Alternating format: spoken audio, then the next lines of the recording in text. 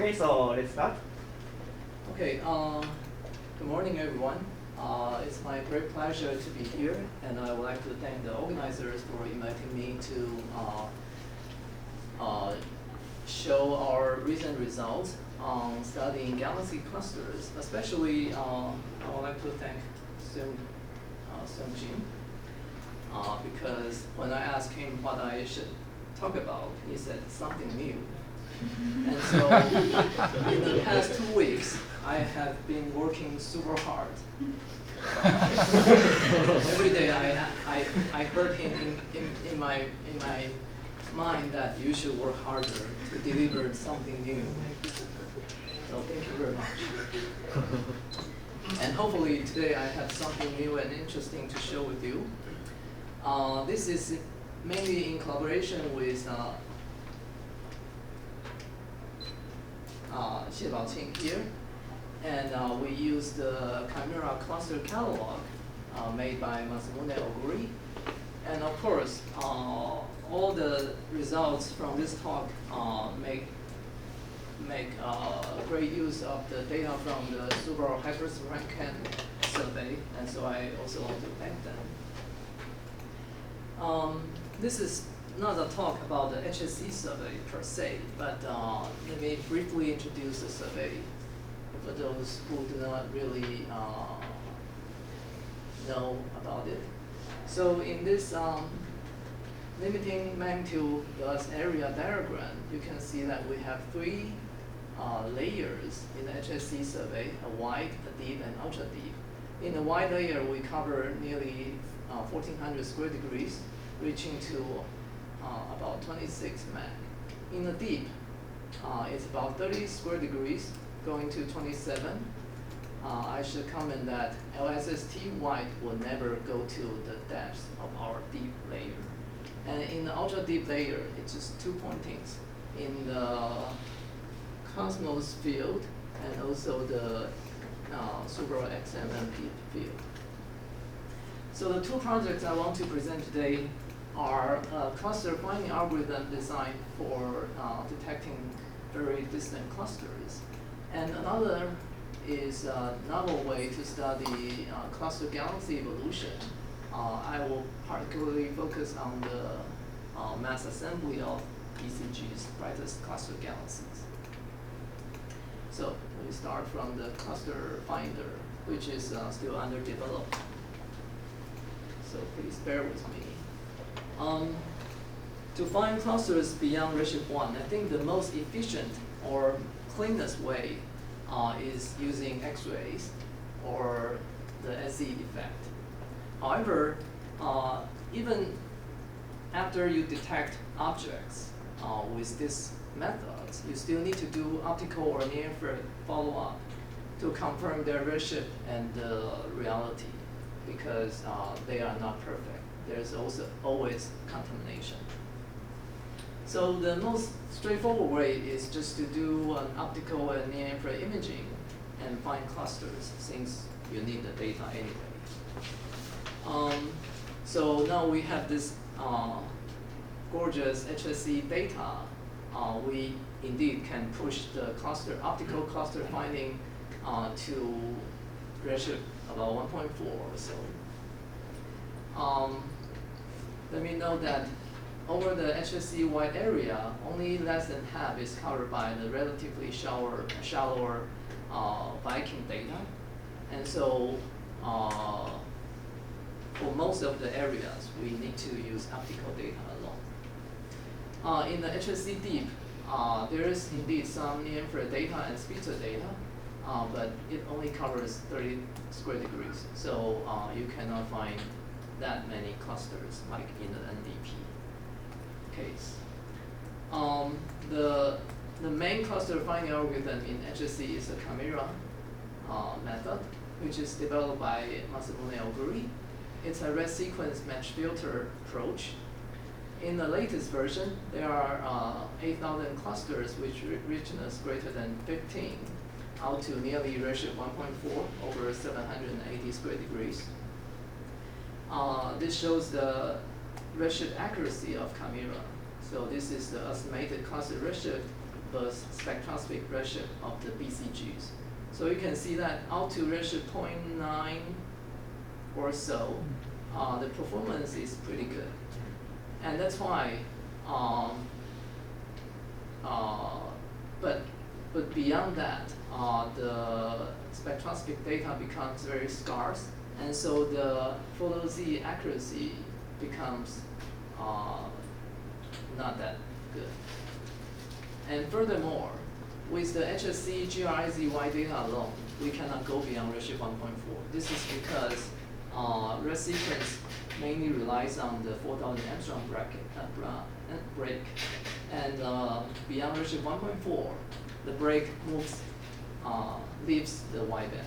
So how do we go beyond 1.4? Of course, there is this H-band bump approach. This is due to the presence of all stars, so it's apparent in all kinds of galaxies, not just red galaxies. So this is at redshift 0. You can see there is a bump at about 1.6 microns, or H-band. And then beyond redshift 1.5, this bump is bracketed by IRAC channel 1 and 2. So this is a very nice way of detecting IZ clusters. And this is the basis of this MATCOW survey, which uses WISE channel 1 and 2 to detect a lot of clusters beyond redshift 1 all over the sky. And recently, Wen and Han used the public HSC survey in combination with the WISE catalog, and they found more than 5,000 clusters beyond redshift 1 and 600 clusters beyond redshift 1.5. This is a big surprise to us because we thought we dominate the field and no one bothered to combine HSC with WISE because of the huge difference in the PSF. But they still did it, and I'm not sure if this can really work. So my hope is still to try to use the optical data to detect clusters. Because even with Euclid and Roman space telescopes, I don't think we can have all sky deep near-infrared data, or even half of the sky.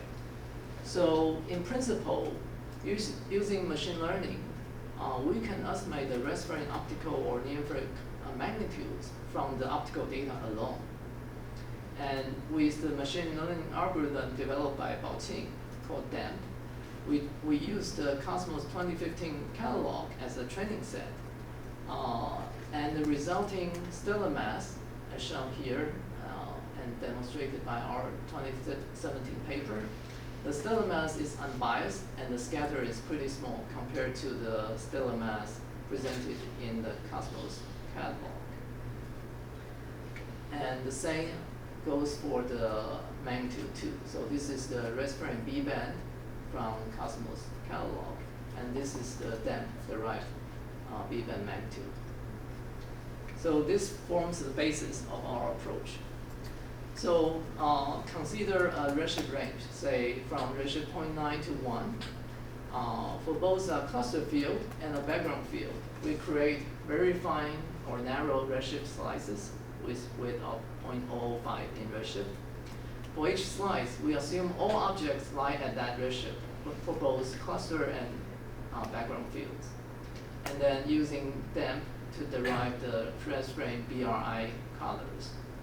We can then scan the cluster field over these redshift slices, finding peak in the boundness in the red B minus R colors, galaxies. Of course, after subtracting the contribution from the background or foreground.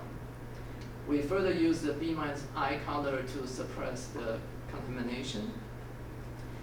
I should note that unlike apparent colors, the reference color of the red sequence changes very little with redshift.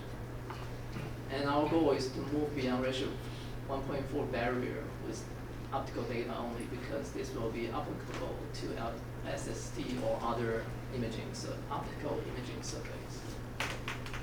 So to check the performance, we randomly pick 7 camera clusters at 4 at redshift 0.9 to 1, and 3 at redshift 1.1 to 1.2. The reason to do that is because, as you can see from this redshift accuracy diagram, the uncertainty of redshift in camera becomes high beyond redshift 0.9. And so using our method, we check the camera redshift. So this is camera redshift, and this is our cluster finding results. It seems that the two agree pretty well. How about membership of the cluster galaxies? Since we do not use photo Z's, so we don't know which objects are cluster members. Well, even with very, very good photo Z's, you still cannot easily do that because the photo Z corresponds to like tens of megaparsecs along a line of sight. So we do this in a statistical fashion, namely in small bins in the color magnitude space, we randomly remove a number of galaxies that's equal to the number expected from a 10 square degree background field. And then, since such a removal is not unique, we need to repeat this. After multiple times, here, each symbol represents the expected galaxies at this redshift 0.99. So different colors or different symbol types represents different Monte Carlo simulation or removal simulation. So you can see there's a concentration of galaxies here, and this indeed corresponds to where camera cluster galaxies are. So I think this is a promising approach, and we can use this Monte Carlo approach to build the luminosity function or study the radial distribution of galaxies. So the current major barrier is the time-consuming machine learning training process. It takes weeks to do that. And we haven't tried this over blank fields. We simply target known camera cluster fields. So we don't know the completeness and purity yet, and we also don't know how low in cluster mass this method will go. So currently, our plan is probably just to confirm the camera redshift, which is a big task. And I devoted the past 2 years of my life doing spectroscopic follow-up of camera clusters.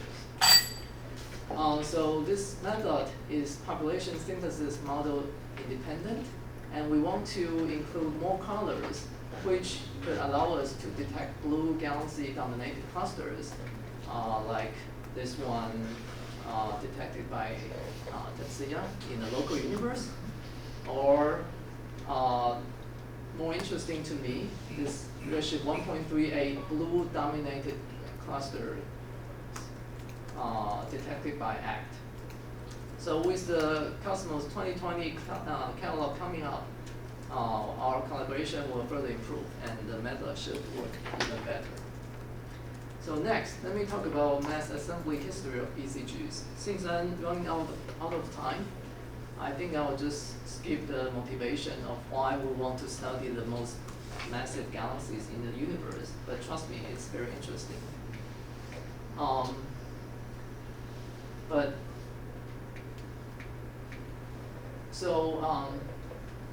By accounting for hierarchical growth of clusters, we have found evidence that the BCG growth seems to slow down at late times, like redshift less than 0.5. So in this example, this is the BCG stellar mass plus redshift. The blue points are our data. You see that below redshift 0.5, there is not much growth. While in the model from DeLucia et al., the model BCGs continue to grow. This is with spitzer selected clusters. Using Planck selected clusters at redshift 0.4 and 0.2, we also found that the BCG stellar mass do not change much So both results show that there is a slowdown or halt in the BCG mass growth. This means 2 minutes left. This is Okay. Sorry about that. So let me skip the old stuff. I want to show you the new stuff. So hopefully this is a better approach. At each redshift, suppose we know the relationship between the observed richness and cluster mass. This is the MN relation. We can measure this using weak lensing, thanks to the high quality data from HSC. Then we can connect observed clusters at different redshifts by utilizing the merger trees extracted from the simulations, like this one, and the observed MN relation. Here I use the relation from Murata et al. So the basic idea is this. Suppose we have a tree, a branch of the tree, starting from redshift 1. Okay. And the mass of the tree is this. Then using the MN relation, we know what kind of richness it can correspond to. So let's pick this one. And then following the tree to redshift 0, we find the corresponding mass at redshift 0. And then again, using the MN relation at redshift 0, we can find the potential candidate, like this one. So we have a way to link this observed cluster at redshift 1 to this observed cluster at redshift 0. And so this allows us to study any cluster properties at different redshifts. So we do this over 5 redshift bins, each occupying the same commodity volume. These are the redshift bins. And then we consider 3 cluster mass bins. The red represents the most massive clusters, orange the middle range, and the blue is the lowest mass range.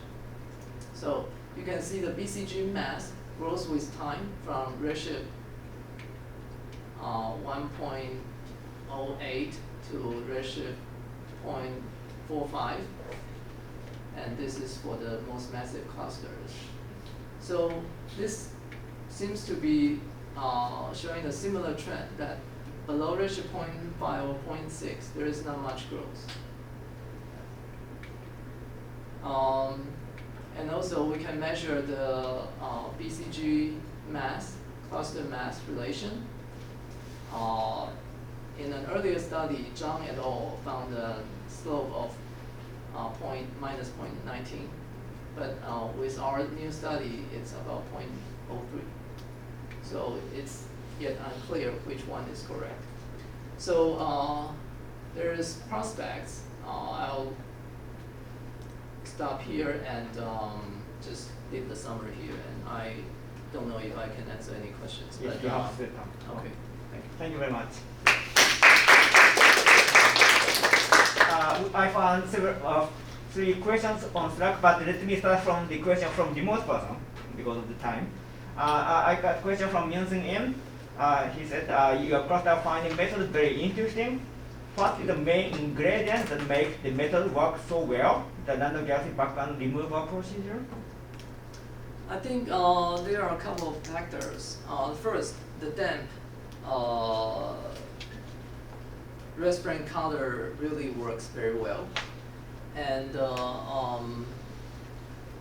there are some ambiguities in when we scan over the redshift slices.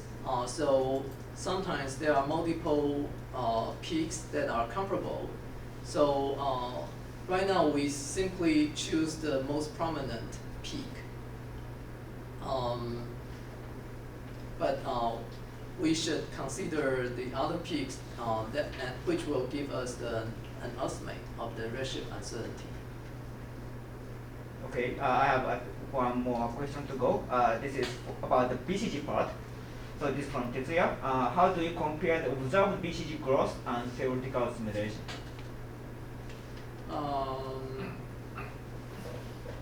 So, right, it's here in the slide that I skipped. So I just said that our new results are basically confirming our old results back in 2017. And in our old results, the BCG do not show much growth, and it's about 35% growth between ratio 1 and 0.3, while the theoretical models predicts about 50, at least 50%. Okay. So there's I think 1 to 2 sigma discrepancy. Okay. And we measure the BCG photometry using C model or Spectractor or a fixed aperture magnitude and get very similar results. So I think the results should be robust. Okay. Thank you. Yeah, we still have more questions on Slack, but I'm afraid I need to go to the next one. So please thank the speaker once again. Thank you. So please